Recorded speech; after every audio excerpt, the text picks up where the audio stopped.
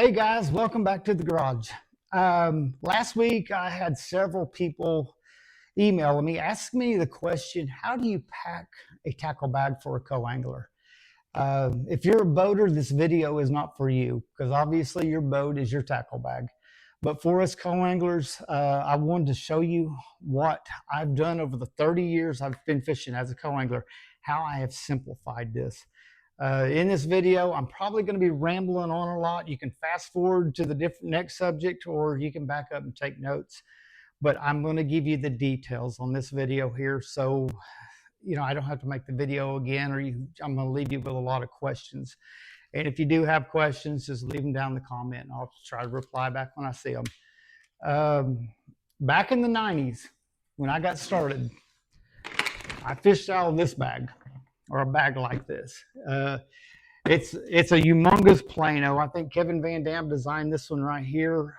I can put pretty much everything I've got on the wall and in the garage inside this box. The only problem is two problems.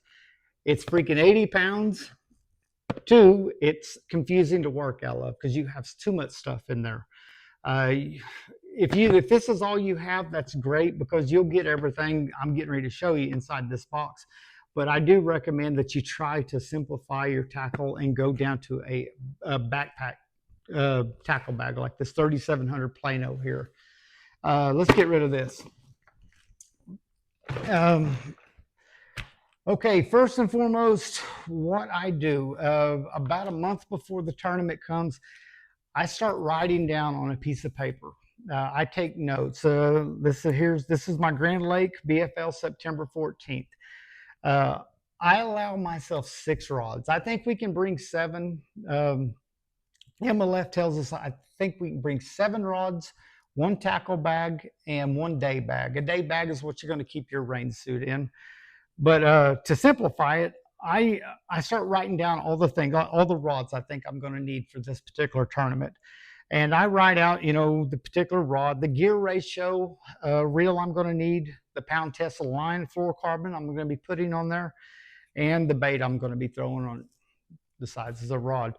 So, but the thing is, I can always refer back to this right here to say, okay, I need to, work on this rod right here. And before, a week before the tournament, I'll have everything on this list complete, rigged up, and ready to go. On my soft plastics, I always write down all the things I'm going to need, so I know how to pack and I don't overdo it. To say I don't have to overthink it. Everything's written down. But when it comes down to packing my bag, every season, no matter if it's winter, spring, summer, fall, like what we're coming up on, every season I'm going to probably pack different things and all. But I'm coming into September. It's the fall tournament. It's junk fishing, and junk fishing is when you could literally go crazy in your head because you can do everything from fishing up in 1 foot of water all the way out to 45 foot of water. And I have to get all of that inside of 2 3600 Plano boxes and be able to put them in here. I'm fortunate enough that I get to be on the lakes 3 to 4 days a week. I kind of have an idea of what's going on there this time of year on different bodies of water. I live within 14 lakes. I'm 1 hour away from 14 different lakes. I have clear, deep, and steep lakes with gin clear water. I can fish down to 40 foot if I wanted to. I also have lakes here that they're so muddy that they have coon tracks on the water. So I have to deal with dirty water sometimes too. But what I'm getting at is whenever I pack this bag right here, I can go to any of these lakes and catch fish with what I have in these boxes. And granted, with time on the water, which getting to fish as much as I do, I only have so many baits that I have confidence in. Because I can't take the entire garage, so I just take what baits I think I'm going to use for that particular day and make it work. Granted, there are some baits that are better than others, but I always just take what I have confidence in, and I seem to make it work everywhere I go. But I'm going to get started with this packing process. I'm going to give you the little details on what I do, the what's and nots to do. Okay, we're going to start off with this first 3600 box. I got my little dividers in there. Okay, if you notice up here, I've got my square bills and my -1s. I can take those pretty much any lake and catch fish. I got my traps in the second one. I've got anywhere from 1/4 to 5/8 traps. I got the little Yozuri 5/8 trap right there. It's an awesome little bait. This one here, I've got my walking baits, my pop-ars, my shower blows, and my sexy dogs in this container here. This one here, I have jerk baits, and I have my poppers, my 105 Berkeley Chapo 105s, and I have my 90s over here, my Chapo 90s. Got my buzz baits down at the bottom. This little thing right here, this little slot here is for those moments when I get caught with a live scoper, when he takes me out chasing pods of shad that are out in the middle of the lake. I have my spy baits and I have my little, my Largo shad. I told you back in my other video how to catch fish behind live scopers. This little slot here is made for that particular time right there. Okay, we're gonna put this in the bag. All right, we'll get to my next one. This bag here, or this box here it's my jig box. I got my spinner baits. I got my chatter baits. I have my 3/4 ounce or 5/8 Eakins football jigs right here. Then I have my regular black and blue flipping jigs here. What I'm going to show you about here, here's a little tip right here, right off the bat. On my football jigs, so I don't have to pack all my trailers for it, I go ahead and I pre-rig my football jigs. This football jig it's already got the chigger crawl. It's on it. It's ready to go. So if I break one off and I jump down there, I just get my box out, I'll tie it up. I'm ready to go. I don't have to dig through my tackle bag looking for my trailers. It's already ready to go.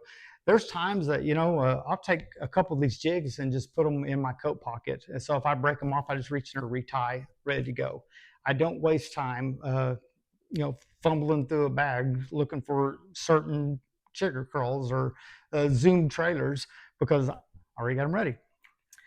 Same way with my flipping jigs. Here's my black and blue. I mean, if I break one off, I got one ready to go right here. If I run out of the ones that are rigged up, I do have my other football jigs down here that, you know, I will have to sit down and rig them up. With that, like I said, I got my chatter baits. I got one department here. I put a buzz bait in there, but I usually leave it open just in case right before I walk out the door, I can say, oh, I need this, and I'll go ahead and throw it in there. All right, box number 2. Okay, now when it comes down to terminal tackle can be a little on the tricky side. This is we got it written down. This is called a Plano 3500. It's a terminal tackle box. Okay, on this side right here, on the top, I have all my Carolina rigging stuff across the top here. Here I have spot removers and shaky heads. And also down here, this is my 1/4 ounce 3/8 spot removers. Down here on the bottom, I have all my shaky heads for my spinning rod. This will be anywhere from an 1/8 ounce all the way up to a 1/4 ounce shaky heads here, depending on the depth I'm going in. On my tungstens, my Carolina rig weights, I have I've got I got a 1/2 ounce, I got 5/8, and I got 3/4 ounce, and I have some 1 ounce in there in case I get out in that really deep water. I have all the swivels and the beads I need for rigging up a Carolina rig. Go to the other side. Okay, on the other side, I have my hard heads. Also have these cocky roosters. It's made for throwing big finesse worms or whatever out in deep water when you're just counting gravel, to say. I have all my tungsten weights, anything from a 3/16 all the way up to a 1/2 ounce right here. I have my my haymaker, 4/0 haymaker hooks, and I have some 2/0 haymakers too for my Carolina rigging. I have my bobber stops. I have my 4/0 and 5/0 hooks up here on top if I'm throwing a big worm. Okay, this is the Plano. It's a 3500. This is a great terminal tackle box. It's not too big, and you can get everything you need in there. Slide it in. All right, when it comes to plastics, plastics are the one thing that will fill your box up faster than anything. I simplify this. I know there's other plastics out there that might work best in some circumstances, but I fish enough with these right here that I know if I can catch fish anywhere I go on any of these lures I'm getting ready to show you. First one is the old finesse bait, the finesse worm. I have two colors. This one here is the pumpkin Zoom 7-inch finesse worm. If my boater, for instance, takes me down in cleaner water or slightly stained water, I can throw this pumpkin worm and I can make it happen. Uh, what I will do, and before I pack this, I will actually get 2 bags of worms. I will confine them all into 1 bag, so I'll know I'll have enough for that day. Again, pumpkin finesse worms or green pumpkin, either one, whatever your color is. Now, if my boater takes me, say, up in a river system, but I'm going to be throwing a finesse worm, I grab or I have overcast that morning. These are great first thing in the morning when you have a little bit of overcast. A June bug finesse worm. June bug is a great color pretty much any time of the year whenever you have overcast days or muddy water. I always pack these. I might not use them, but the thing is, I do have them. All right, my big worms, my 10-inch worms. This time of year, you will be throwing some 10-inch worms. Again, I do take 2 bags and try to shove them all in 1 bag, so I ain't got 20 bags with me. The 2 colors I take with me is a Zoom O Monster. It's a 10-inch colored June bug. This one here, if I go down to the cleaner water, it's a bright, sunny day, I throw plum. You know, the 10-inch power worms. You can do them in the O Monsters too. All right, now let's get to this one right here. This is a Zoom Speed Crawl. A Zoom Speed Crawl is kind of a multi-bait. You can use this as a trailer. You can Carolina rig it. You can put it on a hard head. They're great for a hard head. Most people don't throw them on a hard head, but you know, I love them. They got a lot of action. You just dip the tails, make a little chartreuse in the tails, and get all that action. But the speed crawl is kind of a necessity. And actually, there's times I'm glad I brought them because I'll spend an entire day flipping them. It's more of a finesse approach with flipping, but again, it's a multi. The colors, I just bring green pumpkin in my speed crawls. June bug again. If I get in muddier water or overcast days, say I'm flipping up in boat docks where it's got a lot of shade up there, this darker color stands out, puts more of a silhouette out when you flip it. All right. Now, the other thing, I can go anywhere in the country with a brush hog. This is a mid-sized brush hog.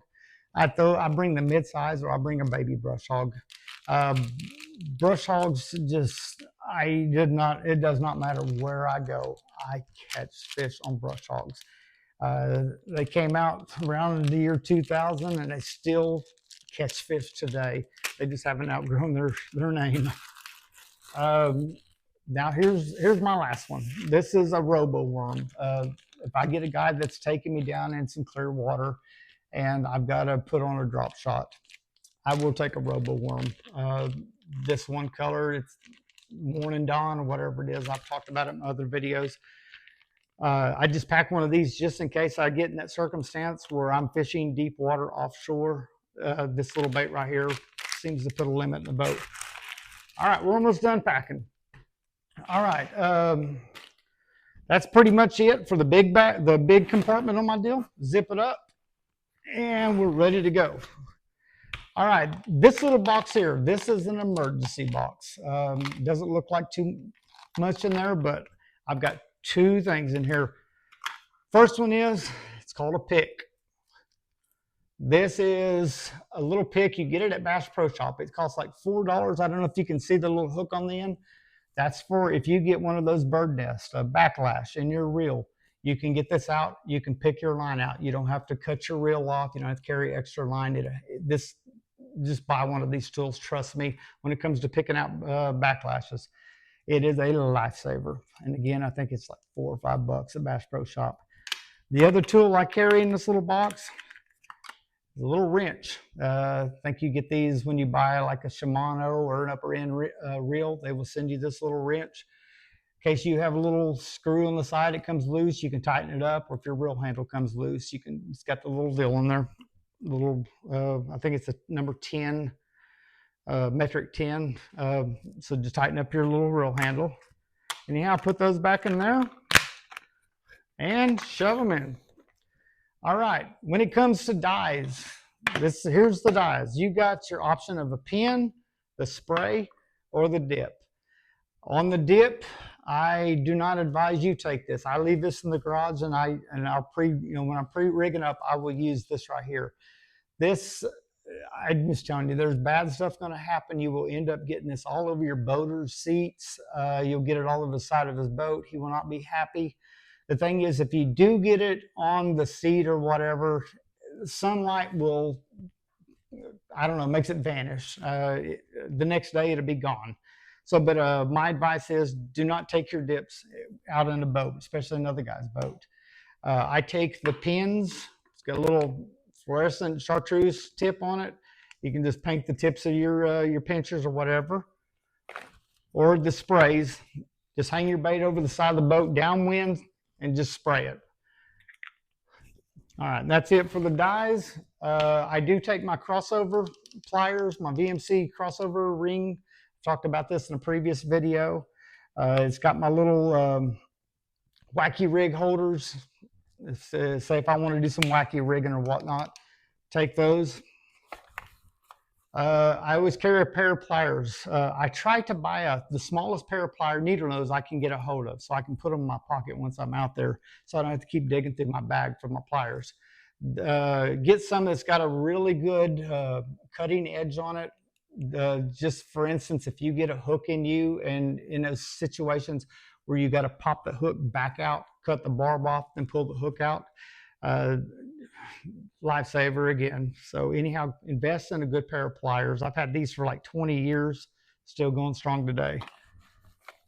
Okay, here's another little tip. I'm not trying to say go out and start dipping Zen and all that, but these little Zen containers, if you got a friend that chews on Zen, go ask him to keep them. If you don't, what I do is they seal up really good. I have got all my drop shot hooks inside here. I've got my wacky rig, I think those old wacky rig hooks inside here too. Then again, seal up, will not come apart. Throw it in there. This one here, no, did you notice I have two different colors? I have the green one and the blue one. The blue one I know has got my drop shot weights in it. Seals up, will not come apart. Just throw it inside your bag. This, I got this thump gel. If you've watched my previous videos on dock fishing, I use this. I don't use it for so much the scent. I use it to lube up my jig, so it will skip across the water a little bit easier. I'm more efficient with my flipping. Throw your thump gel in there, or any kind of traction that you like. You always got to have some super glue. Take super glue with you, because you will need it eventually.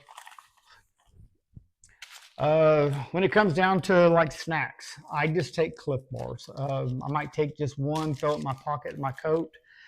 So when you're making those runs from one hole to another, just open up, eat it, you're good to go. Always take a hook sharpener. You can get these at Bass Pro Shop for, I think, $7. I've had this one for 5 or 6 years. It's just a matter of when that hook goes dull or gets that burr on it. You can pull this thing out, run down it, sharpen it up, and it will help you in the end, with hookups.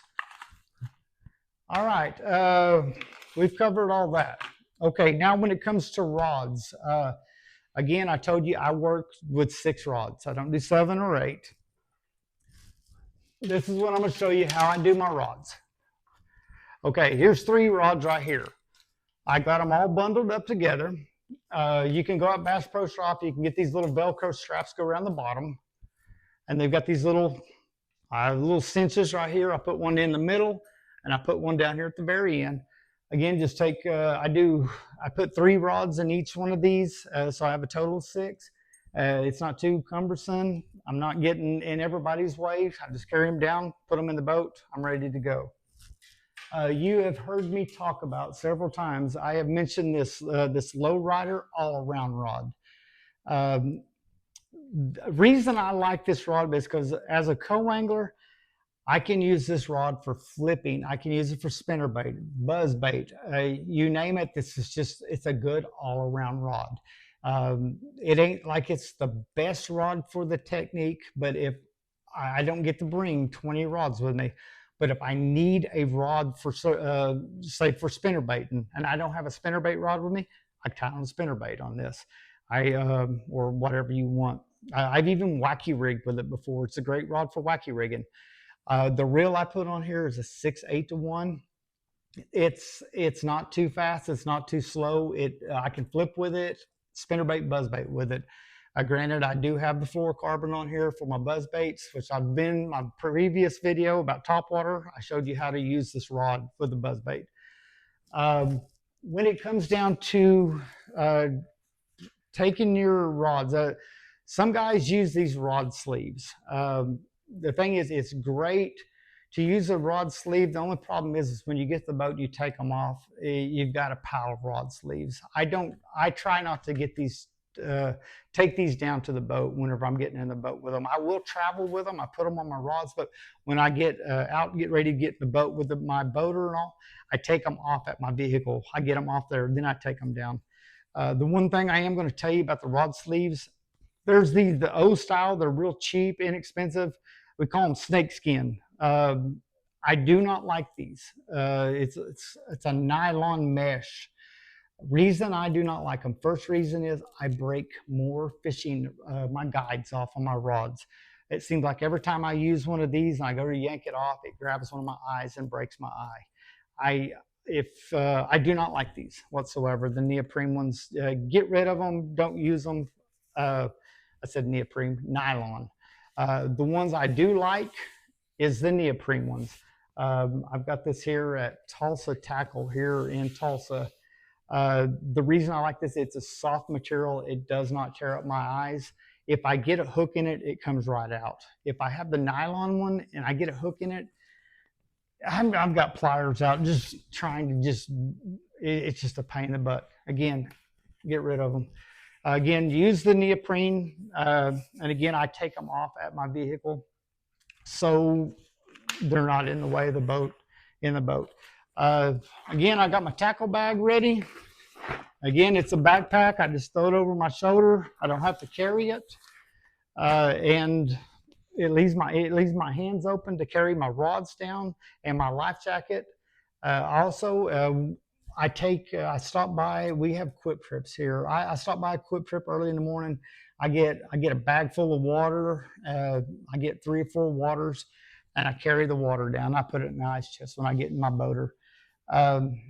One thing about you're fishing with a guy, a boater. I do not like to ask a boater for tackle if I run out. I know that I have everything in here. If you think about it, it's kind of like going to McDonald's asking for free ice water, then ask them where the nearest Burger King is. It's kind of rude, I think it is, and most boaters don't want to give up their fishing baits, so because you're catching the fish they need.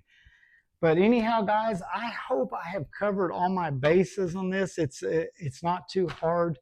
On the day bag, I told you that's there for us. We can bring that to put our life jackets in, or not life jackets, but our rain vest and all that. I usually, if I feel like there's going to be rain, I'll just go ahead and bring my coat and my bibs and be wearing them there when I get there. Also, guys, if you have any questions, please write, and I'll get back to you as fast as I can. Thank you very much. Check out my other videos, like and subscribe.